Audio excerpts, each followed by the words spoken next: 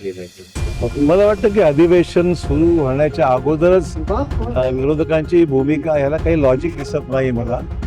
विषय आहेत अधिवेशनामध्ये आणि सरकारची तयारी निश्चितच राहणार आहे की प्रत्येक विषयावर चर्चा सभागृहात होण्यात काही गैर नाही आहे.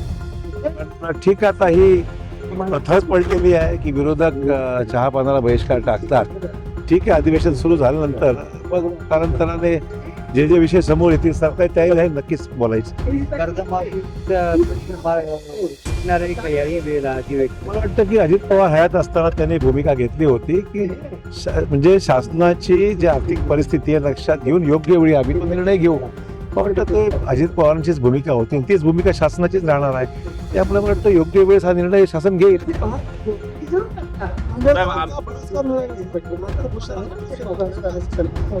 मला अतिशय आनंद आहे की नांदेडवासियांच्या वतीने, नांदेडकरांच्या वतीने आणि दिलीप ठाकूर आणि राठी यांच्या संयुक्त प्रयत्नाने नांदेड भूषण पुरस्कार या ठिकाणी मला देण्यात आलेला आहे. माझ्याच गावातल्या लोकांनी माझ्यावर व्यक्त केलेलं प्रेम या निमित्ताने आज त्यांनी व्यक्त केलेलं आहे आणि मी नांदेडवासियांचा आभारी आहे की त्यांनी माझ्या प्रत्येक आव्हानाला, सामाजिक असो राजकीय असो, उत्तम प्रतिसाद आजपर्यंत दिला आणि आम्ही सुद्धा लोकांच्या सेवेमध्ये कधी कमी पडलेलो नाही आणि आगामी काळामध्ये या पुरस्काराच्या माध्यमातून एक नवीन ऊर्जा घेऊन आगामी काळात आम्हाला काम करायचं आहे.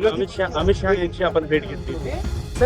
अमित भाईंना आम्ही दिल्लीमध्ये भेटलो आणि नांदेडच्या एकंदरीत यशाबद्दल त्यांना माहिती आम्ही दिली. काही नांदेडचे मराठवाड्याचे प्रश्न आहेत ते त्यांच्या कानावर घातले आणि त्यांनी मराठवाड्याच्या कामासंदर्भात सहकार्य करण्याची भूमिका व्यक्त केली. रेल्वे संदर्भात रेल्वेचे विषय आहेत, बाकी प्रश्न आहेत, सगळी चर्चा मी त्याशी केलेली आहे. शक्तीपीठाला खूप विरोध होते. परभणीच्या शेतकऱ्यांनी नांदेड जिल्ह्यातल्या शेतकऱ्यांनी आहे प्रश्न. मला वाटतं की चर्चेच्या माध्यमातून मार्ग निघू शकला तर बरं होईल. बरं साहेब, या अधिवेशनामध्ये विरोधी पक्ष नेता महापालिकेचं म्हणत आहे, विधिमंडळात मला कल्पना नाही, कारण मी आता विधिमंडळात नसल्यामुळे माझी भूमिका संसदेमध्ये आहे. त्यामुळे नेमकं काय चाललंय मला कल्पना नाही.